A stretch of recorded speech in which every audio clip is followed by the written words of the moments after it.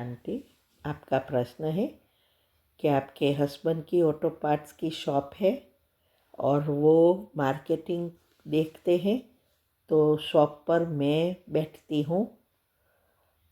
तब जब वहाँ भीख मांगने वाले आते हैं, उनको हस्बैंड बोलते हैं कि दे दो, माना कुछ पैसा दे दो।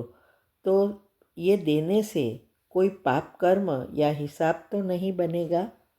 उत्तर है, कर्म की गति अति सूक्ष्म है। अभी ही मैंने 2-3 दिन पहले ही एक वीडियो रखा है और बहुत सारे वीडियो में कर्म की गति का बताया है। यूट्यूब चैनल पर भी उसकी वीडियोस रखी है, आप उसमें भी सुन सकते हैं और अच्छी रीति कर्म के नियम समझ सकते हैं। चैनल का नाम है शिव शक्ति मेडिटेशन बीके कुसुम और इसमें प्लेलिस्ट में जाएंगे तो आपको मिलेगा। तो देखो, हर एक पुण्य कर्म से या अच्छे कर्म से हमारा पुण्य बनता है। दूसरा, पहले जब हम भगवान के बच्चे नहीं बनते तो हर एक अच्छे कर्म से एक का एक ही प्राप्त होता है, और अभी जब हम भगवान के बच्चे बनते हैं और भगवान के साथ या उसके कार्य में मदद करते हैं तो एक का पदम गुना बनता है। ये तो आपको पता है ना। अभी ये जो अभी कलयुग का अंत है, हर एक के पाप कर्म या विकार बढ़ गए हैं, बुरी आदतें बढ़ गई है। तो और ऐसे ही ये कलयुग के अंत में इतने पाप कर्म इसीलिए हुए हैं कि एक साइड पे शास्त्रों में कहा है कि हमारी इनकम से 10% कम से कम दूसरों के लिए, माना दान के लिए निकालना है। तो हम उस हिसाब से, माना दुनिया में सब कुछ ना कुछ दान पुण्य करते हैं। क्यों? क्योंकि उसमें बताया है दान करते रहो तो पाप के कर्म हैरान नहीं करेंगे।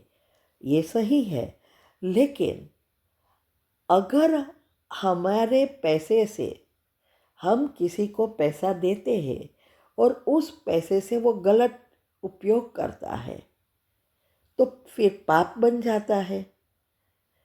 तो गलत उपयोग बना सिगारेट पीना, दारू पीना, पूरी रास्ते पे यूज़ करना या किसी के खून खराबा करवाना, ये सब तो आज बड़ी बड़ी जगह पे, सभी जगह पे ये हो रहा है।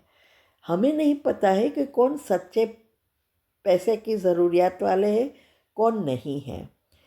इसीलिए अगर हम ऐसे देते हैं तो ज़रूर उसमें आज 90% ऐसे व्यक्ति है जिसका कोई ना कोई खराब ही प्रॉब्लम, मीन्स के आदत वाले हैं। तो इसीलिए आप देखना, सबको पैसा चाहिए, चीज़ें दो वो नहीं चाहिए, क्योंकि उसको वो चीज़ें खरीदनी हैं। इसीलिए हमें दान कोई भी करे तो ध्यान से करना है।